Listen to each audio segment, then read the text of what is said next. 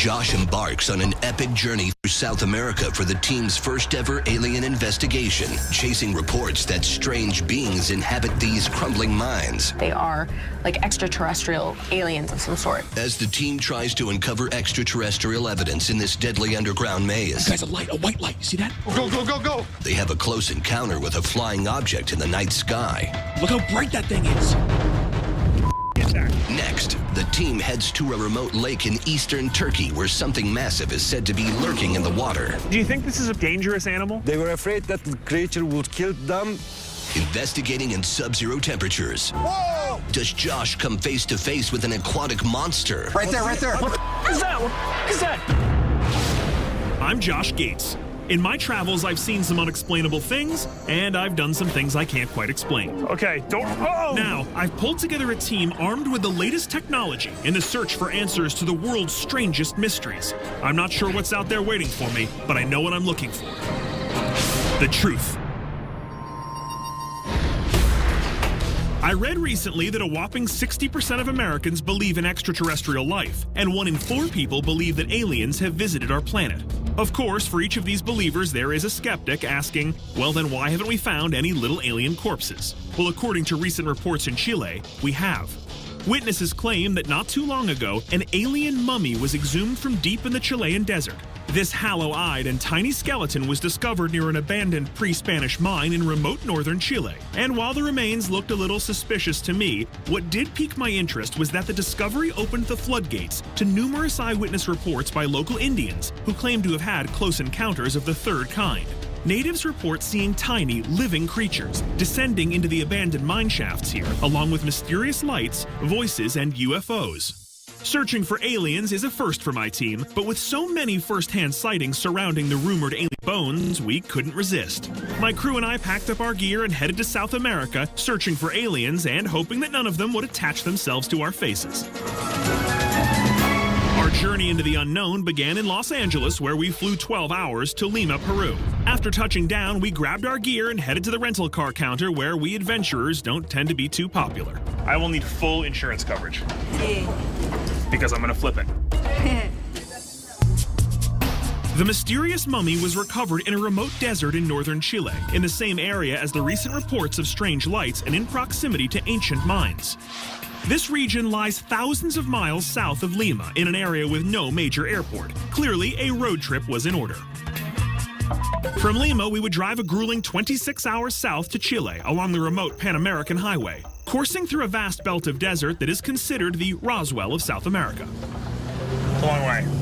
This was a serious commute, but we wanted to be thorough, and with a little luck, we'd be able to cross the Peruvian border in a matter of days. That is, if we could beat the traffic.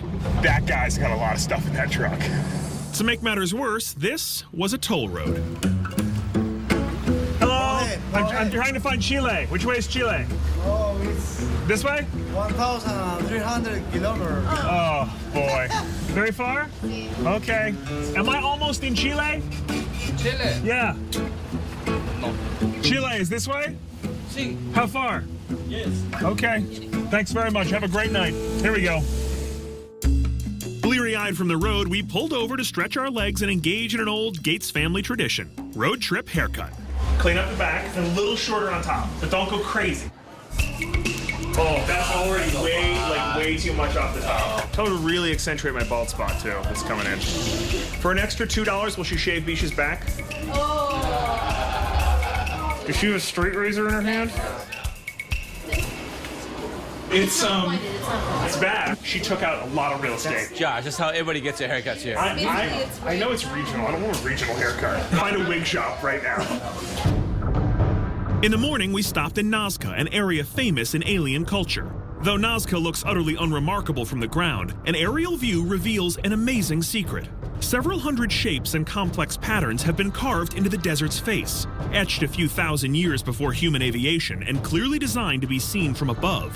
Many have postulated that these cryptic symbols were used to communicate with beings from another world.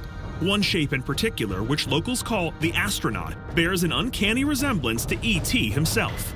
The lines were certainly extraordinary, but I wasn't yet convinced that I was in the presence of extraterrestrials.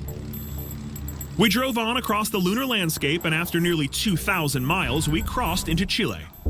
Our first stop was at a place called Stargate, a stone monument erected in the middle of the desert, which some claim is a portal to another dimension. Daniel Mamani's family helped build the Stargate monument. Do aliens come here? Entonces, ¿ellos vienen aquí? Sí. Sí. And what do they look like? ¿Cómo se veían? No sé, cuando cualquier persona que viaje en el tiempo, They look somewhat like people, but they're very small. Where do I find these aliens? ¿Dónde existe? ¿Dónde lo podemos encontrar? han pasado y, ¿cómo se llama? Y hace unos par de años atrás hubieron un accidente que hubo acá. Okay, over near this mine, there had been this paranormal activity. Like, people started hearing things, people started seeing things. They believed that it was these aliens that were causing it. To find the mine and the epicenter of recent sightings, we sought out assistance in the nearby town of Iquique. In the town center, I paused to investigate another small creature. Is he stuck? I can't tell if he's... Yeah, he's stuck. All right, come here, baby. Come here. Stay out of the fountains. It's Josh Gates saving lives, one animal at a time. We caught up with a local UFO researcher who tracked the recent sightings near the abandoned mine. Historia de gente que lo ha visto. In these pueblos, there is a lot of talk about creatures living in these mines. But they believe they're down there. But they do believe they're down there. Vivo, difícil que lo encuentre. You should go talk to these Aymara Indians because they're the ones who can guide you to this mine, and they're the ones who are having the experiences. We headed into the desert to seek out a member of the tribe who we hoped could lead us directly into the mine. After hours driving under the baking sun, we sat down with an Aymara tribal leader who personally witnessed the strange phenomena here. He looked up at the sky and he saw this strange light, but it was strange because it was larger than a star. And he stayed there staring at it in awe, and then all of a sudden it just kind of evaporated, like zapped away and disappeared. Como están solos, duermen con los animales. They've taken to this idea that they are like extraterrestrial aliens of some sort. He was able to outline the exact route to the abandoned mine where the sightings occurred. Along a remote desert road, we would come to the epicenter of the recent sightings, and we stayed just ahead of the setting sun to begin our investigation. There was just one problem. The entrance to the mine was a little more vertical than we'd hoped for. Guys, we are gonna need the climbing gear. Oh, that looks deep. That is some Sarlacc pit, Return of the Jedi nonsense right there. Hello. Anybody here afraid of heights? Jael, you're first. Saving Jael from having to descend first, my cameraman Evan and I got ready to take the express elevator down. Why's it gotta be all All right, so let's do this. giant hole in the ground mine? Let me.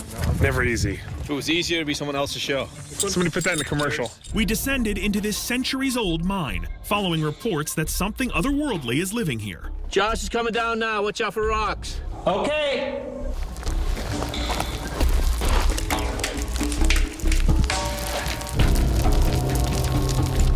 Josh, you all right? I'm okay.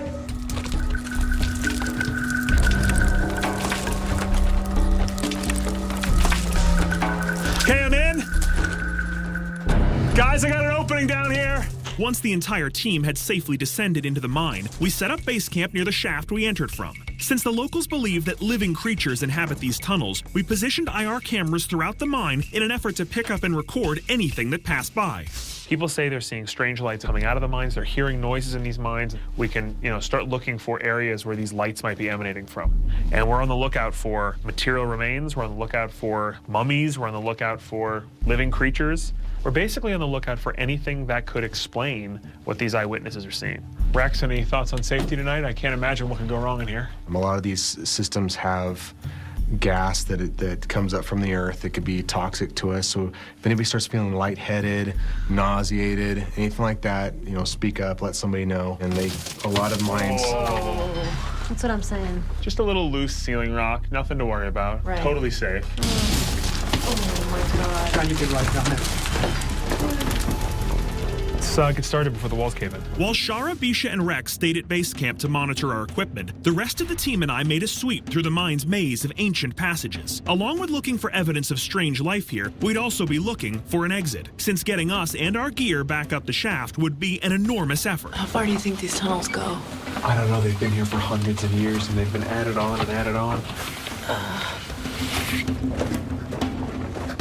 What do you think, right or left?